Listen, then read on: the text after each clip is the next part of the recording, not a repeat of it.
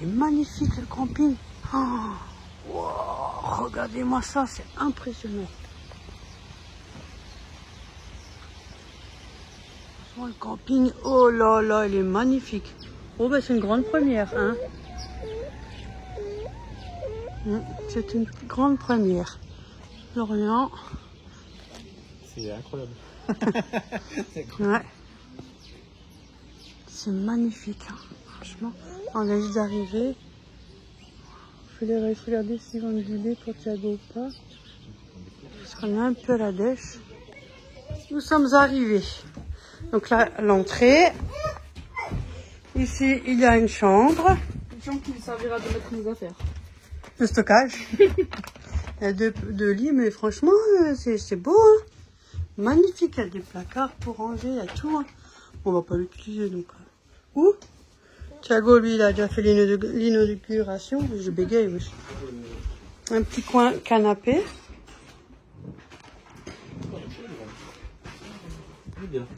Là, il y a encore une chambre. Vous l'avez vu, là, c'est l'entrée. Hein. Donc là, il y a encore une chambre avec 2 lits. Pareil. La douche. Franchement, nickel. Regardez. Ouh. Il y a de quoi, serviette, tout. Hein. Franchement, magnifique.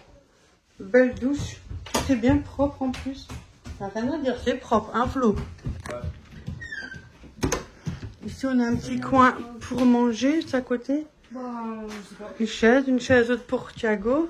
Il y a une parapluie. Même ça, le lit parapluie pour Thiago, c'est cool. Et ici, c'est quoi? Chambre. Ah, merde, quel con. C'est votre chambre. Ah, vous êtes là, vous? Une chambre... Faut que je bois Olé, olé, hein. à cause du lit parapluie, sinon... Ouais, on pousse le lit. Non, on va pousser le lit. Tu mets en bancal. Bah oui, je pense bien. Là, il y a un petit étagère et en face du canapé que vous avez là, vous avez une petite télé accrochée avec des petits décos, rideaux, le petit jouet de Thiago. Voilà, et ici c'est le petit coin cuisine. Franchement, c'est génial, il y a le placard, il y a tout. Hein. Attends, c'est les placards ça? Ouais, c'est de l'autre côté. Il y a tout ce qu'il faut. Même une cafetière. Regardez, il y a de quoi faire et... Même un lave-vaisselle. Quand on dit un lave-vaisselle, tout. Le frigo, micro-ondes, hot, il y a tout. Par contre, pour les toilettes, hein, il y a quoi de serré, rien, je vous dis. Mais franchement, nickel, il y a même de quoi pour accrocher son linge. On est vraiment bien équipé, hein. Il n'y a rien à dire. Super équipé au niveau du camping. Et le chef, il est déjà là-bas avec son balai. Magnifique. Une poubelle. Franchement, il est nickel le camping, c'est magnifique. Ah ben tu vois, franchement, la clim, qu'est-ce que vous voulez de plus, il est magnifique. Il fait un peu moche, mais il fait quand même chaud. Ouais, il fait un peu lourd. C'est magnifique. Oh, on attend pas Patrick. C'est le Benko là. Oh, la nuit qu'on a passée, je vous dis pas. Trop chaud, trop froid. Qui est là? Hein, des bruits bizarres. Là, on s'est fait un petit café HLM, comme on dit. Hein.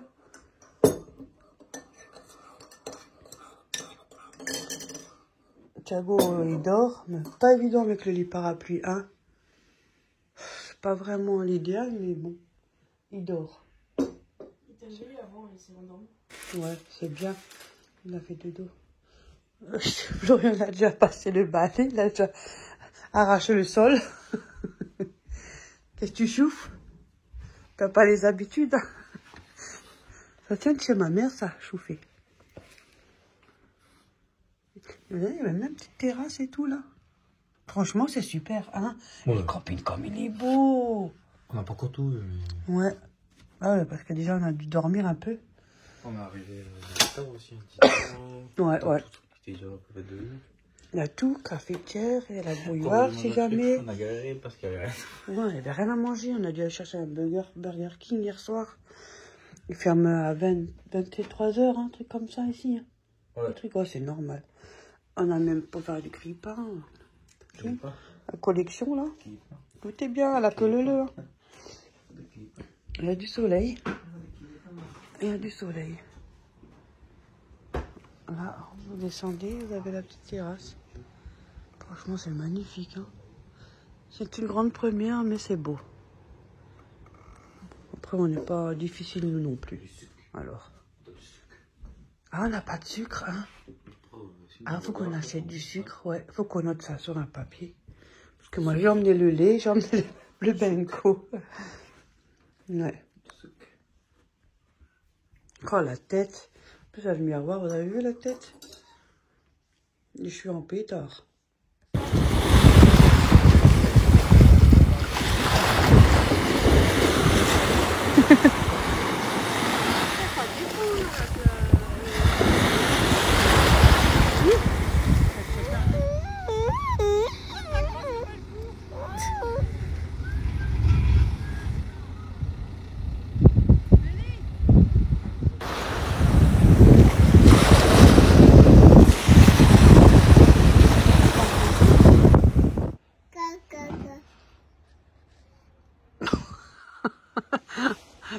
Tu dors? Je suis naze. KO. Ah, c'est le petit bateau, c'est notre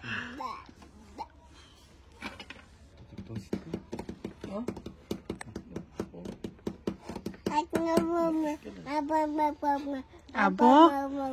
Ah bon? Ah bon? Ah bon? Merci. Un petit apéro tranquille avant le repas. Des nouilles à la sauce tomate. Voilà. Nouilles. Sauce tomate. Parce qu'on a pas mal bien mangé. Pour ce soir, ça nous suffira. Donc, je prépare les assiettes et tout.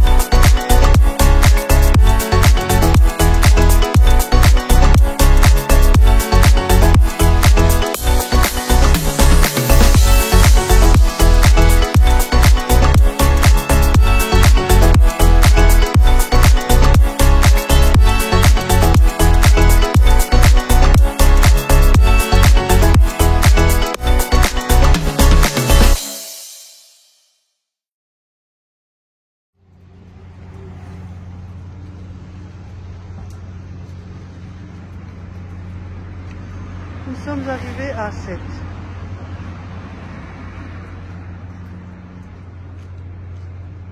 Oh punaise, les bateaux.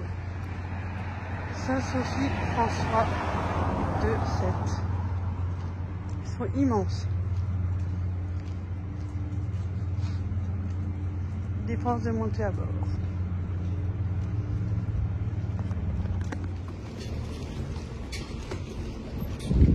Après on va plus tard au Spoon parce que Enfin, la boutique, ce qui est devenu une boutique. Parce qu'il est fermé, il ouvre à 14h. C'est beau les voitures, vous avez vu? Hein? Franchement, c'est trop beau. Avec des bateaux.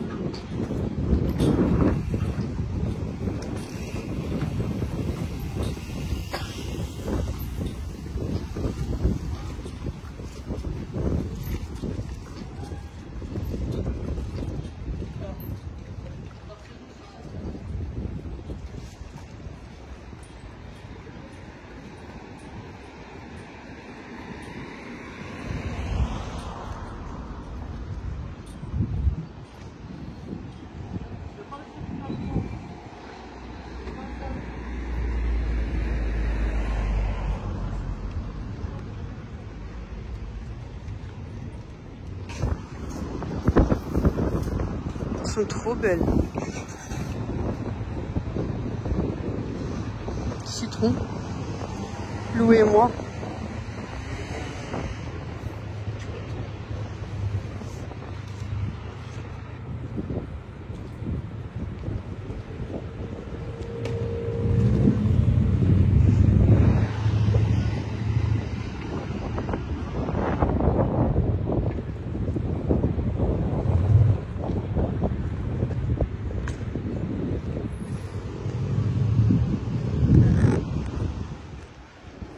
Est-ce que vous avez fait les trucs de joute là avec les combats?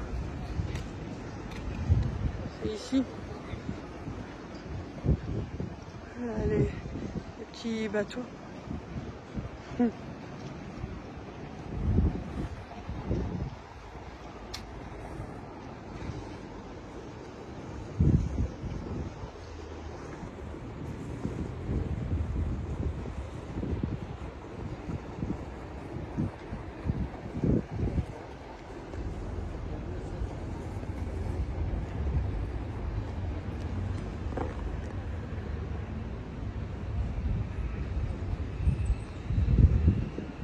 C'est ici qu'ils font le tournage, c'est là l'entrée.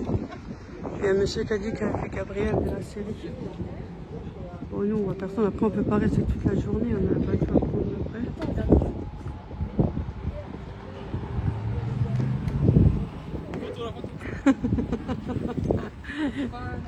Ah, je mets quand même.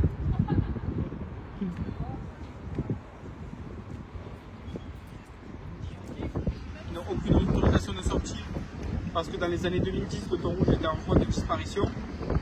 Donc l'Europe a décidé d'arrêter la pêche pendant un an et de trouver une solution. La seule solution qu'ils ont trouvée, c'était de les faire sortir un mois avec un quota de temps du 25 mai au 25 juin. Un quota de pêche qui est d'environ 250 tonnes par bateau. Eux partent du côté des îles Baléares en Espagne pêcher le thon rouge et ils sont entre 10 et 15 membres d'équipage à bord du bateau. Ensuite, on verra les chalutiers. Les chalutiers, c'est les bateaux très connus dans le monde entier. Nous, à 7, nos bateaux partent à la journée et ils font au maximum 25 mètres de long. Ils partent à 3h le matin, reviennent entre 15h et 18h à la criée, déposer le poisson. Donc eux, ils pêchent tout le poisson qui est basé sur le fond de la Méditerranée avec des filets qu'on appelle des chaluts de fond. Donc là, après, on ira voir directement à la criée, là où il débarque le poisson qui a été pêché le jour même. Et nous, la criée à 7, c'est un bâtiment uniquement professionnel. Il n'y a que des pêcheurs professionnels et des acheteurs professionnels qui achètent le poisson.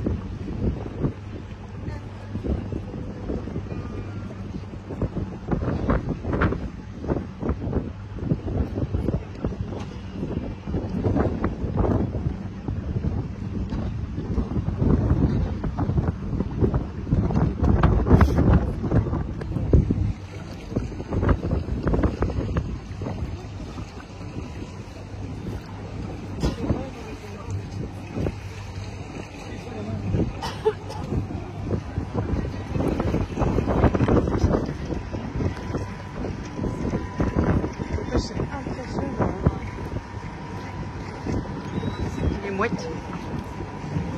On a tout plein au-dessus.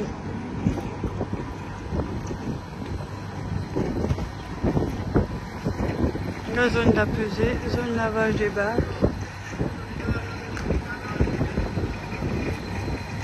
ça sent le poisson. Ça sent. Le bâtiment sur la droite, c'est la criée. C'est ici qu'il débarque le poisson.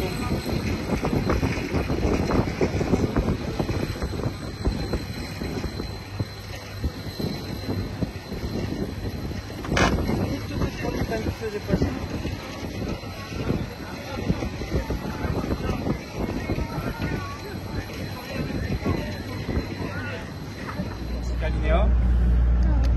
Et nous à 7 on a 4 destinations. On a le Maroc, l'Algérie, les îles Baléares en Espagne, la Corse depuis l'année dernière. C'est bien. C'est énorme. En fait, tu viens ici, tu prends le ferry pour aller dans le pays. Ah, c'est le ferry. Ouais. Trop bien.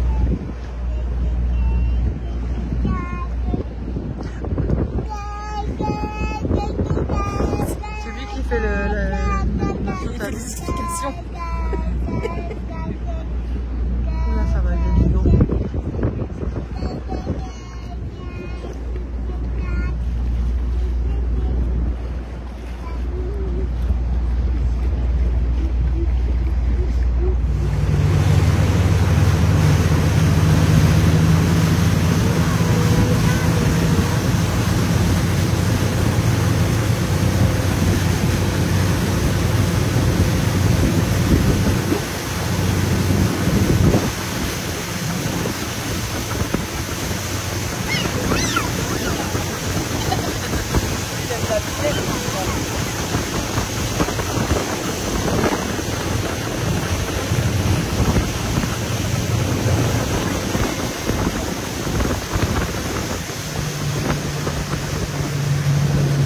Ne tranche pas, on sait jamais. Ah merde.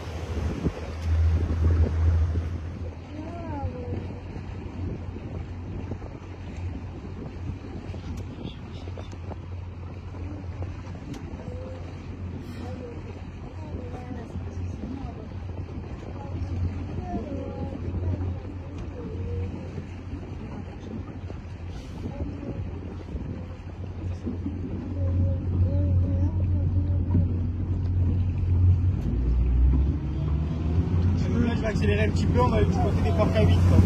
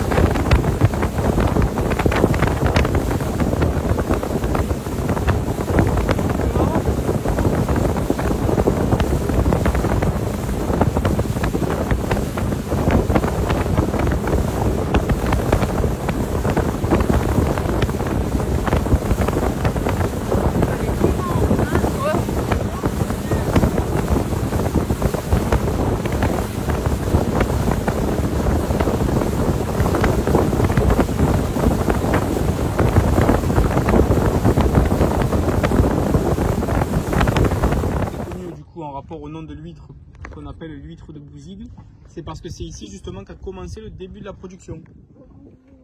Donc pour le commencement, donc je vous dis qu'il y avait 300 ostréiculteurs. Donc sur ces 300 ostréiculteurs, il y a environ 80-90% qui achètent le naissin d'huître du côté atlantique. Donc le naissin, ce sont les bébés huîtres, tout simplement. Donc au départ, le naissin c'est aussi petit que le petit ongle. Et après, ils vont les mettre dans des petits filets qu'on appelle des filets pernettes. C'est des filets qu'on peut retrouver sur le parc à huîtres où il y a plein de filets bleus face à nous. Je ne sais pas si vous arrivez à voir un peu sur la gauche, que je vais me rapprocher après pour vous montrer. Donc dans chaque petit filet perlette, ils mettent à peu près 200 naissains à l'intérieur, où ils vont plonger dans l'eau pendant environ 6 mois. Donc nous, on a la chance d'avoir un étang qui est assez riche en phytoplancton. Le phytoplancton, c'est la nourriture principale du coup, des huîtres. Donc ça pousse quand même assez vite, ça grossit assez vite. Donc au bout de ces 6 mois, les ostréiculteurs vont venir les récupérer, ces pochons avec ces naissains, les mettre dans les masses ostréicoles. Donc les masses, c'est toute la partie nord de l'étang de Thau qui se trouve sur notre gauche. C'est plein de gros bâtiments. Donc à l'intérieur, ils vont venir du coup les trier, pardon. Donc ils vont calibrer ces naissains parce qu'elles ne mangent pas toutes à la même vitesse, il n'y a pas tout qui a la même taille. Donc ceux qui sont à bonne taille, ils vont venir du coup les coller sur des cordes, et ceux qui ne sont pas à la bonne taille, ils les remettent un petit peu dans l'eau. Donc nous, notre technique traditionnelle, c'est qu'on colle les huîtres avec du ciment sur des cordes. On les met par 3, donc on en met 2 côte à côte sur un établi avec la corde qui est, selon la longueur, ça dépend de la profondeur qu'il y a sur le parc à huîtres. On en met 2 côte à côte, la corde au milieu de la fente des 2 huîtres.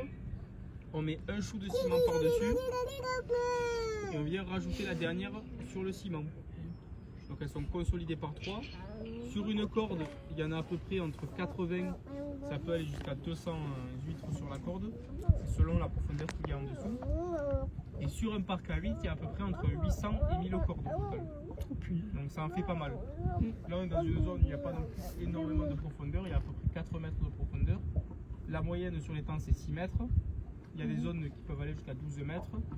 Et du côté de Ballaruc-les-Bains, il y a un trou qu'on appelle le gouffre de la Vise qui fait à peu près 33 mètres de profondeur. Donc là ils vont venir coller les huîtres sur les cordes, ça va prendre pas mal de temps parce que tout est fait à la main, il n'y a aucune machine pour pouvoir le faire. Et après ils vont venir les mettre sur les parcs à huîtres suspendus au piquet. Donc ça va prendre à peu près 2 semaines de travail, le temps de tout coller, de tout transvaser sur les parcs à huîtres. Et à ce moment-là ils vont les laisser plonger pendant environ un an dans l'eau. Voire des fois un petit peu moins, 8 mois, voire des fois un petit peu plus, ça peut aller jusqu'à 1 an et demi grand maximum, selon la taille que l'ostréiculteur veut à la fin de la production. Donc là, ils vont les laisser suspendre et arriver à terme, ils les récupèrent et ils vont venir les détroquer comme on appelle.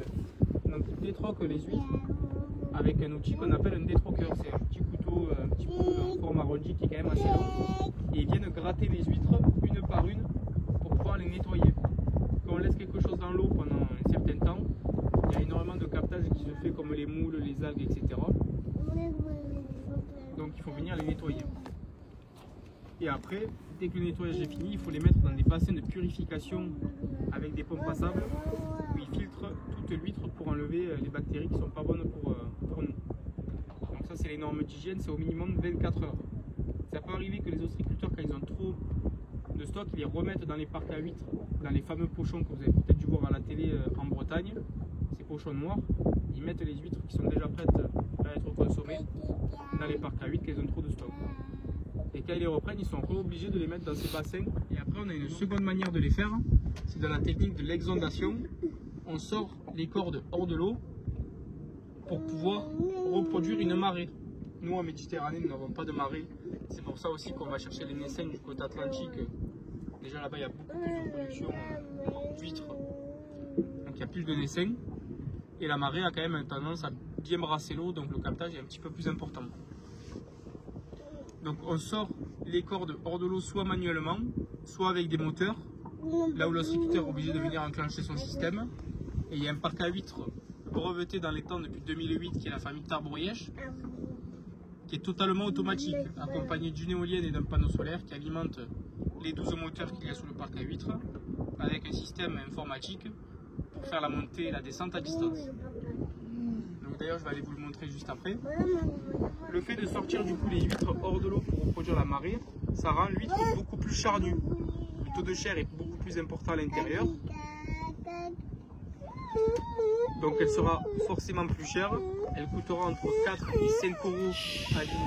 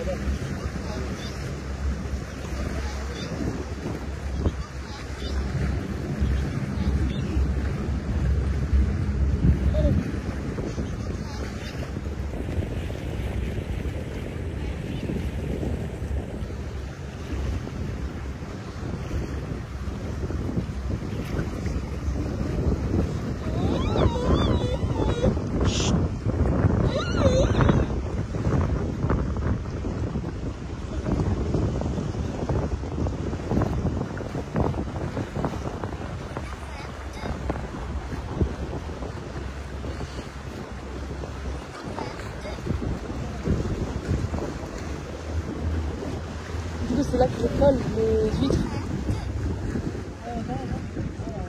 Ça, c'est du coup le parc à huîtres breveté avec l'éolienne et le panneau solaire. Là, vous pouvez voir que les huîtres ne sont pas si petites que ça. Elles sont prêtes à être récoltées depuis un bon moment quand même. Ouais, ça sent. C'est vrai qu'elles ont l'air grosses quand même. Moi je mange pas ça. T'en manges toi?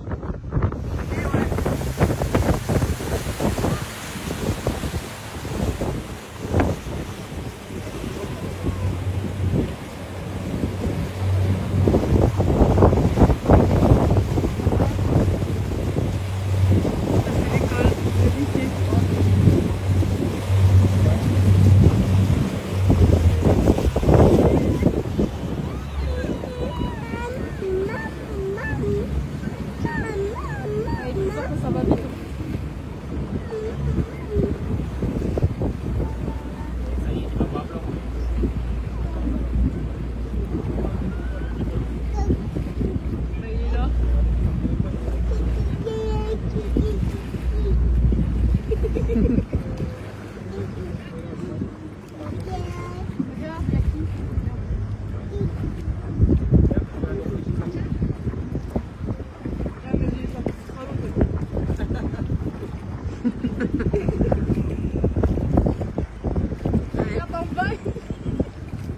Yo, le voyage c'est terminé. Oh, c'était super génial. Franchement, génial de génial.